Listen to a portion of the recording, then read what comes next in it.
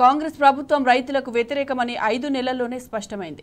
ఇప్పటికే సకాలంలో వరి ధాన్యాన్ని ప్రభుత్వం కొనుగోలు చేయలేదని నిరసనలు వ్యక్తమవుతుండగా తాజాగా వానాకాలం పంటకు కావలసిన విత్తనాలను సమకూర్చడంలోనూ కాంగ్రెస్ సర్కారు ఘోరంగా విఫలమైంది. ఆదిలాబాద్ జిల్లాలో విత్తనాలు కావాలని అడిగిన పోలీసులపై పోలీసులు లాఠీ చార్జ్ చేశారు.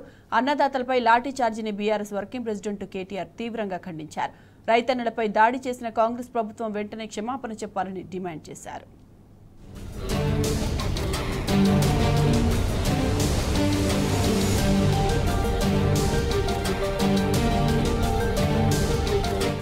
కాంగ్రెస్ పాలనలో రైతుల కష్టాలు రోజురోజుకు తీవ్రమవుతున్నాయి. విత్తనాల కోసం రైతన్నలు అష్టకష్టాలు పడుతున్నారు.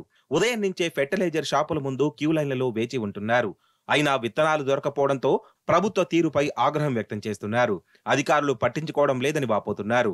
డిమాండ్ మేర విత్తనాలు సరఫరా చేయడం లేదని వ్యాపారులు కృత్రిమ కొరత సృష్టిస్తున్నారని ఆరోపిస్తున్నారు.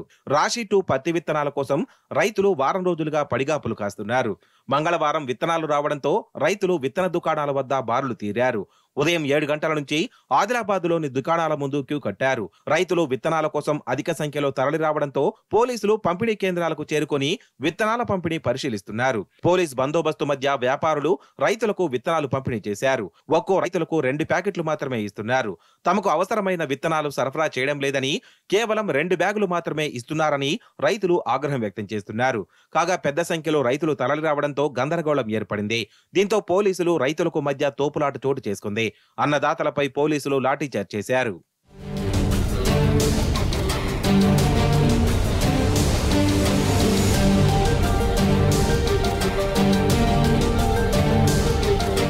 ఆదిలాబాద్ లో రైతన్నలపైన లాఠీచార్జిని బీఆర్ఎస్ వర్కింగ్ ప్రెసిడెంట్ కేటీఆర్ తీవ్రంగా ఖండించారు. రైతన్నలపైన దాడి చేసిన ప్రభుత్వం వెంటనే క్షమాపణ చెప్పాలని ఆయన డిమాండ్ చేశారు. రాష్ట్రంలో రైతన్నలపైన దాడులు జరుగుతుంటే ముఖ్యమంత్రి ఇతర రాష్ట్రాల్లో ఎన్నికల ప్రచారం, ఢిల్లీ పర్యటనలో బిజీగా ఉండడం సిగ్గుచేటని కేటీఆర్ మండిపడ్డారు. రాజకీయాలు పక్కన పెట్టి రైతన్నల సమస్యలు పట్టించుకోవాలని ముఖ్యమంత్రికి కేటీఆర్ సూచించారు. 5 నెలల్లోనే రాష్ట్రం వ్యవసాయ సంక్షోభంలో కూరుకుపోవడం ముమ్మాటికి ప్రభుత్వ పరిపాలనా వైఫల్యమే. రాష్ట్రంలో రైతన్నల సమస్యలపైన ముఖ్యమంత్రి వెంటనే ఒక ఉన్నత స్థాయి సమీక్షా సమావేశం నిర్వహించాలి. రైతన్నలపైన లాఠీచార్జ్ చేసిన అధికారులపైన కేసులు నమోదు చేసి చర్యలు తీసుకోవాలని కేటీఆర్ డిమాండ్ చేశారు. రైతన్నలపైన ప్రభుత్వ దాడులు ఇలానే కొనసాగితే బీఆర్ఎస్ పార్టీ ఊరుకోదని కేటీఆర్ హెచ్చరించారు.